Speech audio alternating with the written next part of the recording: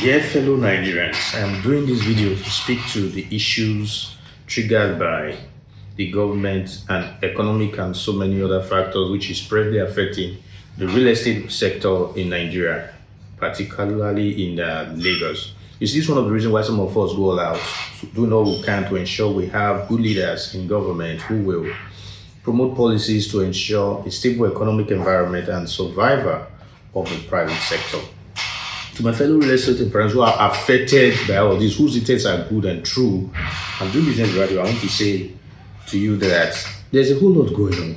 A lot of you are tired of working so hard, investing your sweat, your money, your name into building something meaningful in the real estate industry and Nigeria economy, only to be hit from every angle. As a real estate entrepreneur, an investor, a developer, you started with a vision to enable creation of wealth across society by reducing poverty for the generality of Nigerians via real estate, to bring land and property ownership to everyday Nigerians. So you believe that with the right approach, the middle class and even the lower class could secure land, real estate, create wealth, attain financial independence for poor Nigerians and those in diaspora, build homes and create lasting, legacies. But now, feels like dreams, slipping through your fingers. Let's talk about what's really going on. Since mid-2023, when the new government came to power, everything shifted. Government's intentional demarketing of the real estate, especially in Lagos, massive demolition of properties, both those acquired by the right titles legitimately, saw the intense and hostile economic environment, by the new government have hit the Lagos property market like a sledgehammer. Land banking, once a promising model, is now crawling. Real estate thrives on sales and turnover, especially land banking, whose profit only comes, in years after those loans start appreciating. But today, sales have dried up. Clients' confidence is at an all-time low. And I would say, this is happening across all industrial sectors, not just real estate. You are not alone. Men like you have invested and marketed to thousands, and allocations are delayed. And why does this happen? Situations like this sometimes makes me want to believe David Uday's expose on how the Nigerian government, backed by Western nations, have secretly agreed to destroy the private sector through harsh economic policies, thereby killing businesses, leading to large exports of young Nigerians who become cheap labor in the West. While the government is dealing hard blow on the private sector, which is making so many real estate companies shut down, local communities also resell lands that have been previously sold to other buyers. There's the Manila chaos, and investors have to rebuy properties they have acquired while dealing with unexpected issues, maybe to meet their buyers' needs. Some dishonest ones oversell, and there's also the cases of even internal fraud by unmonitored real estate agents or realtors. And we also want to talk about the massive cases of staff siphoning funds, which have wrecked balance sheets of companies or unstructured real estate companies. A lot of these companies have good intention, but now they are wary and being labeled scammers. Meanwhile, social media is awash with callers, activists, some well-meaning ones are dragging businesses, without full context, and the damage is not just online, it's in your sales, the damage is in your trust pipeline, is in your brand reputation, is in destruction of your brand built with sweat, blood, sweat, and tears. Here's what you need to know to all entrepreneurs facing these issues in the real estate sector. I hope we are learning now that only us can fix our nation. You are not the problem. The system is the problem. The industry is under siege. And we must say it's not because of lack of passion, but it's poor policy, fragmented regulations, and it didn't cause the economic meltdown. It didn't cause the government to realign the supposed coastal road, which was already existing by the coast, to be moved into legitimately purchased lands with government-issued titles, but yet you get little or no compensation.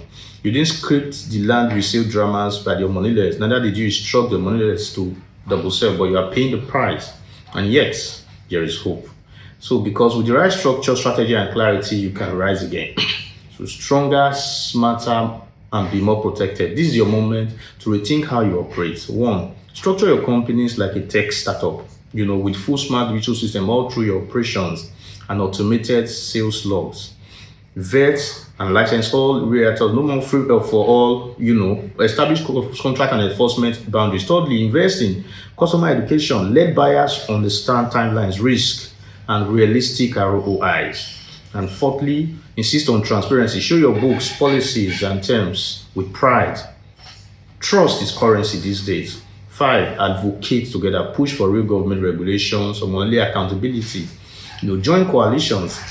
This is the time to run, this is the time to rise. To the general public watching this, with buyers, investors, critics, you see, not everybody represents a scam. Yes, there are bad eggs that exist, but even as bad as Nigeria is, or as people see Nigeria, there are still good people in Nigeria, and the same way there are a lot of businesses and business owners who are trying to do business the right way that are still in Nigeria. But you see, we shouldn't pour acid on the growing seed because of the few rotten ones. Real estate is still one of the greatest wealth creators. And at French Realty, we started the journey knowing fully well that it wasn't going to be an easy journey so many years ago. And we put the necessary structure in place, and we faced our little problem, but like any project, structure requires patience, sacrifice, dedication, integrity, discipline, and partnership. We had our fair share of challenges, and today we put all those structure, and today we are happy to say we are heading to become Nigeria's first fully digital real estate company. And to the activists out there, scrutiny is good, quite alright, but don't destroy the bridge while you are standing on it. Let's work together to repair the trust, not burn the industry to the ground. While we continue to weed the industry of bad eggs, we must be careful not to promote negative publicity about Nigeria. If you're a buyer or an investor, ask questions. Demand receipts, contracts, clarity, and don't be swayed by social media trials. Do your due diligence and understand that real estate especially in Nigeria, is not it's not plug and play. And if you are a fellow developer, this is your time to evolve. Build stronger, lead with integrity, digitize your operations, reduce over-promising, and above all, protect your business from internal collapse. Nigeria is hard enough. The real enemy isn't your fellow entrepreneur, it's in the unstable environment, inconsistent policy, and system decay that we must correct as fast as possible. We can't afford to keep throwing each other on the bus. Let's build a real estate sector that works for the developer, for the investor, for the people, and the nation at large. Let's keep this conversation going. Share this video with someone who needs to hear this. A business owner, a client, a policymaker. I still believe in Nigeria. I know together we will rise. Thank you.